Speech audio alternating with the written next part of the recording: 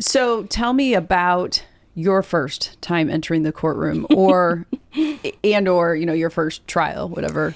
This always happens. I don't know why it always happens that you get ready to go to trial and it cancels. You get ready to go to trial again, it cancels. It gets continued, it gets settled, whatever. So it's sometimes hard to look back to remember the actual first one because you have gotten geared up and you put on the armor and you're ready to go, and then you have to go back home and take it all off and get back to normal. But I remember one of those where I didn't actually go to trial, but I thought I was going.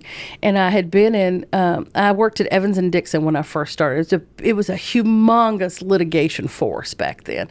And I went into a co-worker's office and he had a file sitting there. I said, "What you doing?" And he said, "Oh, I got to go try this case. It's been hanging around here for years. It's not a big case, blah, blah, blah." I said, "Let me try it."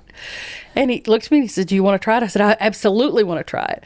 And so I got all ready for it. I went out to the court and my client was there. We were ready to go and she was not at fault and we were going to win that case. And I went back and the judge was there and these other two senior male attorneys. And I thought, oh, they are going to kill me. They're going to kill me. I don't know what I'm doing. They're just going to kill me. And so I sat down and the judge started reading the petition and telling me everything my client did wrong. But the facts were not, the petition is just to get in the door of the courtroom. It doesn't say truth or false. You have to prove it. So he says, "Oh, well, your client did this, your client did this." And I said, "Judge, I could read you my answer where we said, no, we didn't do that. But the fact of the matter is my client's not at fault. And so we're ready to go." He said, "Well, I'd really like for you to settle it." And I said, "I can't settle it. This case has been around forever. We've spent a lot of money on defending it. We need to," and I didn't say, "And it's my first trial." I didn't say that, but of course I was thinking it, and I thought he won't be happy if he thinks I'm not settling this case because it's my first trial.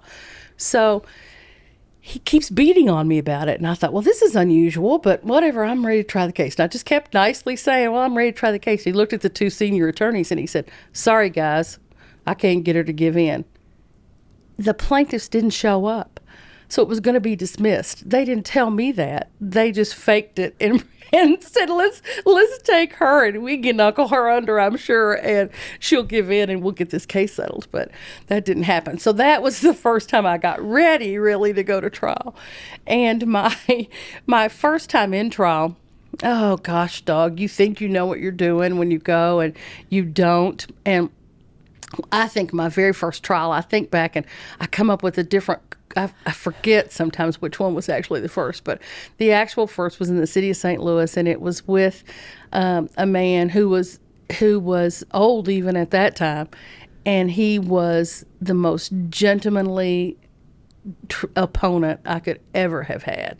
And he was trying a case for his cousin or brother or somebody.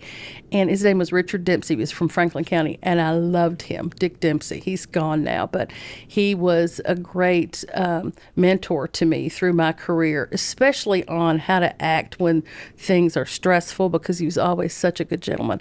Anyway, it was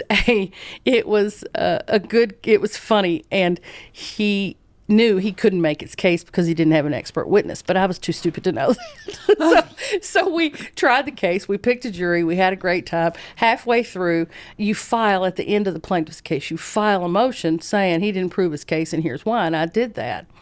And the judges rarely grant those because you've got a jury in the box. Why not just let them decide? You could always take it away later. So we had a jury in the box, and the judge said, "Yeah, I'm going to let this go ahead and go to the jury." And Dick Dempsey said, "Judge, she's right."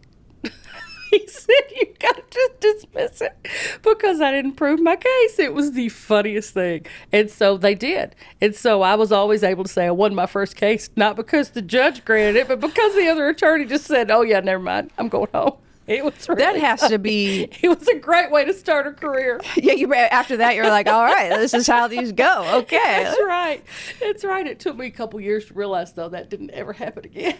I was going to say, that has to be so abnormal. It was really unusual. Like, how? Why? Was it you were magical, or he just said... I have a feeling because he was representing somebody he was related to, he had had enough of it.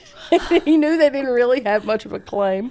And so I think that was it. I never really understood it, but I think he knew it just was not a good case. And he thought, I don't know what he thought. Maybe he thought I would show up with some money to settle it, but I didn't have any money to settle it. So we couldn't settle it. But He was a great man, and I thought it was very ethical, I think, for him to say, she's right, I didn't prove what I needed to prove, and I don't want to waste any more of everybody's time. It was great.